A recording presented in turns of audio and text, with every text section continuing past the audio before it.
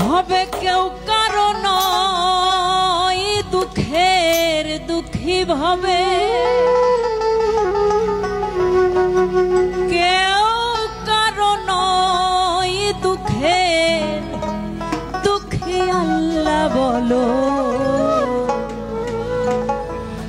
মনিরে পাখি একবার মৌলা বলো মনিরে পাখি।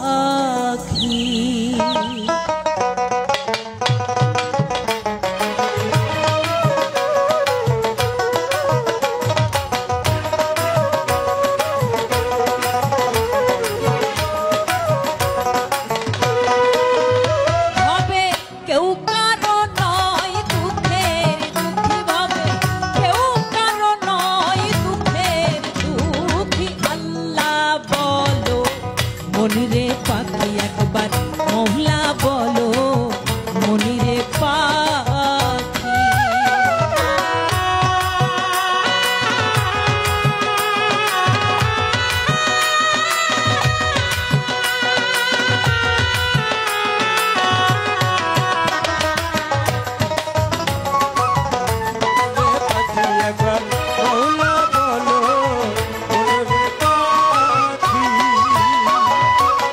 ভুলো না রে ভব তো কাজে আখের সব কাণ্ড মিছে, ভুলো না রে ভব তো কাজে আখের সব কাণ্ড মিছে, আসতে একা যেতে একা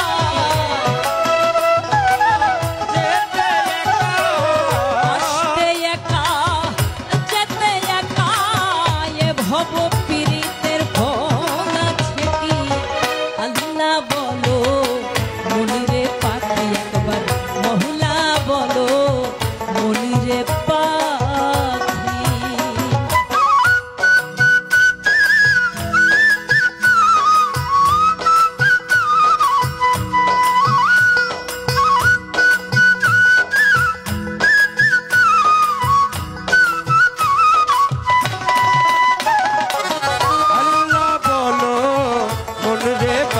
একবার মৌলা বলো মনরে পাখি।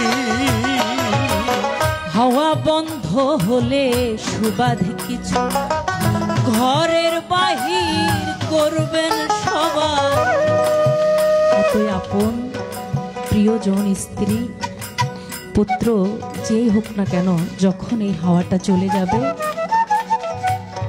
এত আদর করে একই বেডে বেড শেয়ার করে ঘুমাইতাম, কিন্তু যখন দেখা গেল এই নিঃশ্বাসটা তার ভিতরে আর নেই, সে কথা বলতে পারছে না, সেই মুহূর্তে ওই লাশটাও যদি তখন সে লাশ হয়ে যায়, সে যদি পাশে থাকে তাও তার ভয় করে, তখন যত তাড়াতাড়ি সম্ভব তাকে মাটির নিচে দেওয়ার ব্যবস্থা করে সবাই। এটাই আসলে চিরসত্য কথা। লালন সাঁইজি সে 200-250 বছর আগে উনি যে কথাগুলো বলে গেছেন, বলেছেন সত্য বল সুপথে চলো রে আমার মন, সত্য সুপথ না চিনিলে পাবিনি মানুষের দর্শন। হাওয়া বন্ধ হলে সুবাদ কিছু না ঘরের বাহির করবেন সবাই, হাওয়া বন্ধ হলে সুবাদ কিছু না ঘরের বাহির করবেন সবাই, কে ভাই আপন পরকে তখন কে ভাই আপন পরকে তখন দেখে শুনে খেদে দূরে আঁকি